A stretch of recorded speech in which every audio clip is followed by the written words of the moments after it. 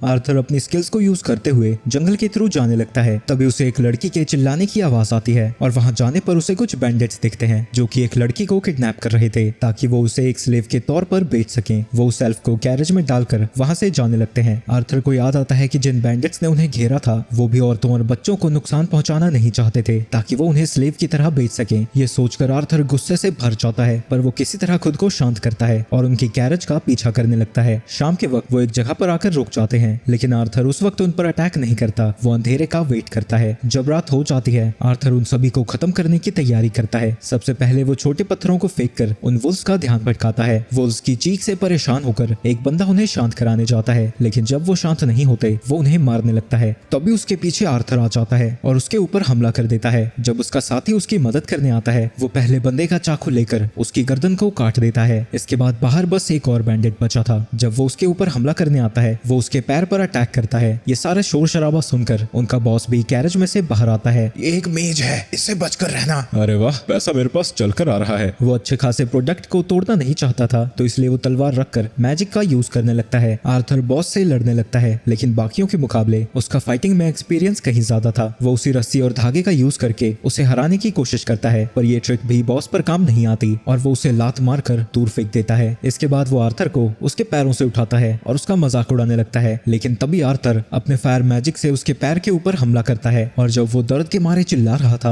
Arthur अपनी knife को उसके सर के अंदर घुसा देता है और अब सिर्फ वहाँ पर एक ही जिंदा बैंडेड बचा था। और उसे मारने के बाद वो उस एल्फ के पास जाता है। उसकी आंखों पर पट्टी बांधी हुई थी, तो उसे कुछ नहीं पता है कि बाहर हुआ क्या है। वो उसकी पट्टी को हटाकर उसे बताता है कि अब वो सेफ है। इस लड़की का नाम टेशिया है। वो उसकी कैरेज से बाहर आने में मदद करता है, जिस दौरान वो उसके हाथ पर लगी चोट को देखती है। अरे हाँ, नॉर्मल बच्चों के लिए ये थोड़ा भयानक होगा, और उसे बाकी के शौक से बचाने के लिए वो उनकी डेड बॉडीज को छुपा देता है। टेसिया उससे पूछती है कि जिन्होंने उसे किडनैप किया था उनका क्या हुआ। अब मैं इसे ये तो नहीं बता सकता कि मैंने उन्हें मार दिया, असल में उनका एक एक्सीडेंट हो गया था और तुम फिक्र मत करो, वो दोबारा तुम्हें परेशान नहीं करेंगे। इसके बाद आर्थर अपने रास्ते निकलने लगता है, लेकिन टेशिया काफी डरी हुई थी और वो उसका हाथ पकड़कर कहती है कि वो उसके साथ चले। अगर उसने उसे यहाँ पर अकेले छोड़ दिया उसे क्या पता जानवर खा जाए या फिर भूत। बात तो ये सही कह रही है, इससे मैं अकेला तो नहीं छोड़ सकता। इसके बाद आर्थर उन वुल्स की तरफ देखता है। वो उन्हें जान से मारने के बारे में सोच रहा था, पर टेशिया कहती है कि उसे उन्हें आजाद कर देना चाहिए, और इससे पहले कि आर्थर उसे रोक सकता वो उनके गले के पट्टों को खोलने लगती है। आर्थर को लग रहा था कि वो उसके ऊपर हमला कर देंगे, पर वो बिना कुछ कहे वहां से चले जाते हैं। कुछ समय तक सफर करने के बाद वो रेस्ट करने के लिए एक जगह पर रुकते हैं, जहां वो उसे कुछ खाने के लिए बना कर देता है, पर वो उसे जमी घटिया लग रहा था। इसके बाद टेशिया उससे पूछती है कि वो इस जंगल में कर क्या रहा है, तो आर्थर उसे बताता है कि वो अपनी फैमिली से बिछड़ गया था और यहाँ पर खो गया है। इसके बाद वो फिर से अपनी जर्नी पर निकल जाते हैं, जहाँ टेशिया उसे बताती बताती है कि उसके पेरेंट्स काफी बिजी रहते हैं, तो वो अपना ज्यादातर समय अपने दादाजी के साथ बिताती है। वहीं रास्ते में आर्थर महसूस करता है कि जिन वुल्व्स को उन्होंने फ्री किया था वो उनका पीछा कर रहे हैं। मुझे पता था, मुझे उन्हें मार ही देना चाहिए था। रात में रहने के लिए आर्थर टेशिया के लिए एक टेंट बना देता है और खुद बाहर गार्ड की तरह खड़ा रहता है ताकि अगर वो वुल्व्स उनके ऊपर हमला करने आए तो वो उन्हें बचा सके। लेकिन थोड़ी देर बाद टेशिया अपना सर बाहर निकालती है और आर्थर को अंदर सोने के लिए बुलाने लगती है। आर्थर कहता है कि उसे नींद नहीं आ रही है तो वो जाकर सो सकती है, लेकिन वो बहुत ज्यादा डरी हुई थी इसलिए वो उसे अंदर बुलाने लगती है। आखिरकार आर्थर को अंदर जाना ही पड़ता है जहाँ वो साइड में बैठा हुआ था। टेशिया कहती है कि वो इंसानों पर भरोसा नहीं करते क्योंकि उन्होंने सुना है वो बहुत ज्यादा ठरकी होते हैं और 3-4 बीवियां रखते हैं। हाँ, तुम्हें ये सब किसने सिखाया? हर इंसान थोड़ा ऐसा होता है, बीच बीच में होते हैं। वो बोल ही रहा था, उसी दौरान टेशिया सो जाती है और थोड़ी देर में आर्थर भी सो जाता है और सुबह उठने के बाद वो फिर से निकल जाते हैं। लेकिन रास्ते में आर्थर का दिमाग खराब होने लगता है क्योंकि हर चीज के लिए उसे उसकी मदद करनी पड़ती है। लेकिन तभी रास्ते में उसकी छाती में दर्द होने लगता है। टेशिया को लगता है कि ये थकावट की वजह से हो रहा है और वो उसके लिए कुछ जड़ी बूटी ढूंढने निकल जाती है। आर्थर जब रेस्ट कर रहा था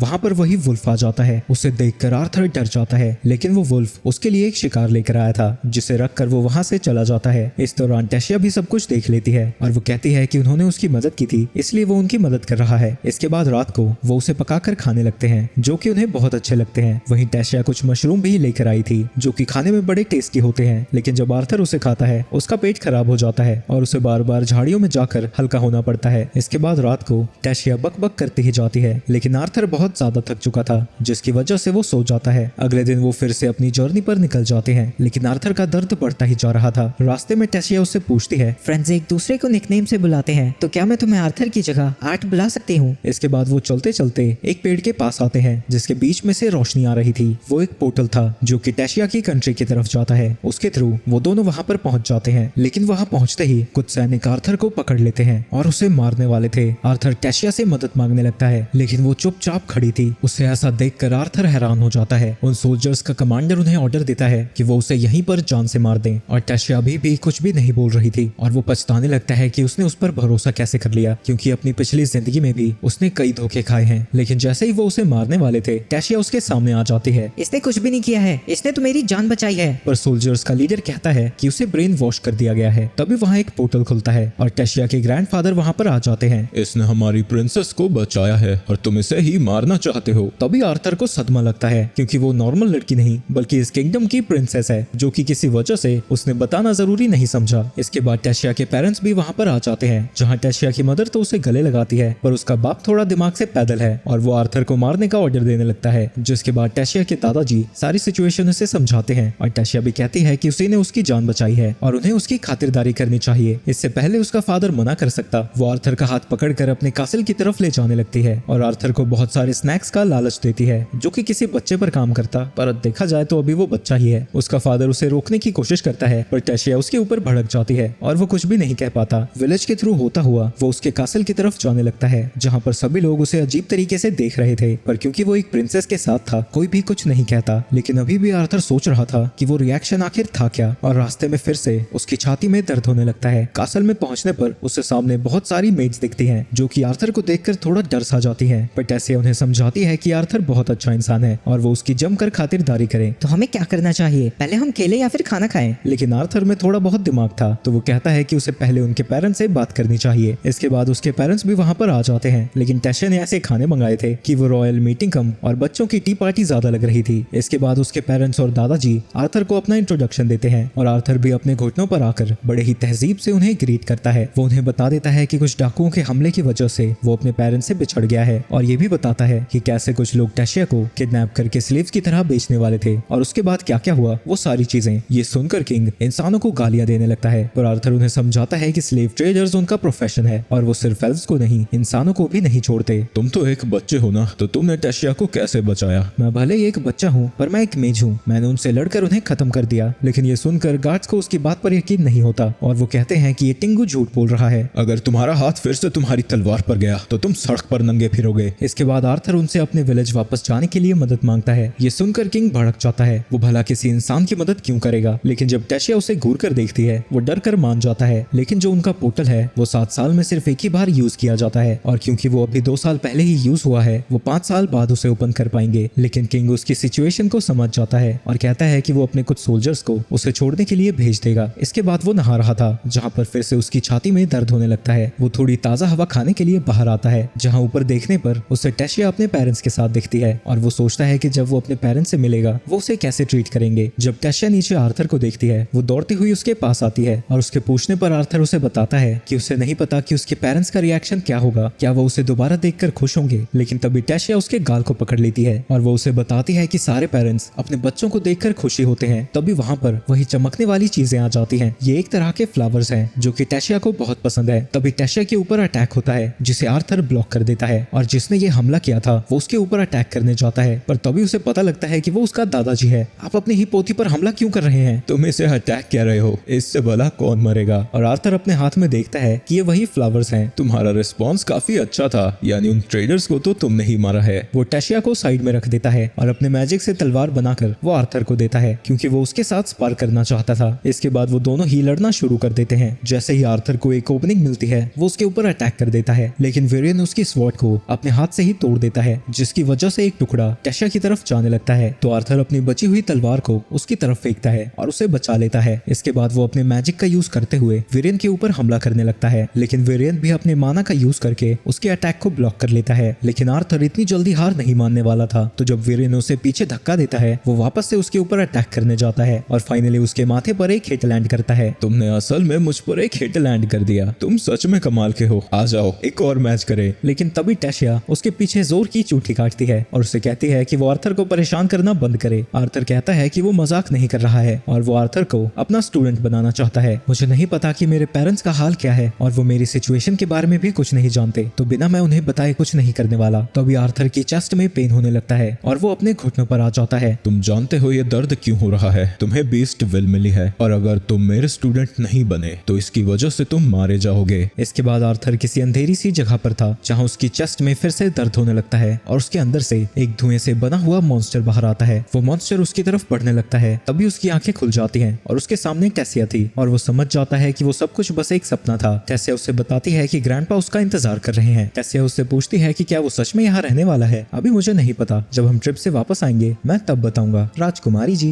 ये सुनकर टेसिया चिढ़ जाती है और उससे कहती है कि वो उसके नाम से बुलाए। दूसरी तरफ आल्डवेन वेरियन से कह रहा था कि आर्थर एक इंसान है और उसकी यहाँ पर कोई जगह नहीं है और ये उनके ट्रेडिशंस के खिलाफ है, पर वेरियन कहता है कि वो लड़का उसे पसंद है, इसलिए वो उसे यहाँ पर रखना चाहता है। इसके बाद वो कैरेज में बैठकर वेरियन के किसी सीक्रेट दोस्त से मिलने जा रहे थे, जहाँ रास्ते में ही टेसिया उसके कंधे पर सो जाती है। वेरियन उससे कहता है कि वो एक प्रिंसेस है, तो जो भी उसके आसपास के लोग हैं वो सब उससे अच्छा बनने के लिए झूठ बोलते रहते हैं, इसलिए वो उसके साथ इतनी क्लोज है। और आर्थर समझ जाता है कि इसीलिए उसने उसे राजकुमारी बुलाने से मना किया था। इसके बाद वो उस जगह पर पहुंच जाते हैं जहाँ वेरियन सीधा गेट पर जाकर लात मारता है, जिसके बाद अंदर से एक बूढ़ी औरत बाहर आती है। वेरियन बताता है कि ये उसकी पुरानी दोस्त है और इसका नाम रीनिया है। ये एक सोर्सरर है और इसके पास कई सारी यूनिक स्किल्स भी हैं। यूनिक स्किल्स यानी ऐसे स्पेल्स जो कि नॉर्मल 4 एलिमेंट्स में नहीं आते, बिल्कुल मेरी मॉम की तरह। अंदर जाने के बाद रीनिया उसे घूरने लगती है। तुम तो एक स्पेशल चाइल्ड हो, तुम में कुछ तो अलग है जिसे मैं देख नहीं पा रही हूँ। तुम्हारा फ्यूचर और पास्ट भी मुझे टुकड़ों में ही दिख रहा है। मैं यहाँ पर किसी प्रोफेसी के लिए नहीं आया हूँ, मैं बस अपने पेरेंट्स से कांटेक्ट करना चाहता हूँ। वो आर्थर के सामने एक पानी का टब रखती है और उससे कहती है कि वो अपने पेरेंट्स के बारे में सोचता रहे। कुछ देर कंसंट्रेट करने के बाद वो अपने पेरेंट्स को देख पा रहा था, जो कि खाने के टेबल पर बैठे थे, पर तभी उन्हें आर्थर की याद आने लगती है और वो दुखी हो जाते हैं। और आज आर्थर का बर्थडे भी है। आर्थर जब खाई में गिर गया था वो काफी ज्यादा दुखी थे, पर क्योंकि उसे बचाने का कोई तरीका नहीं था,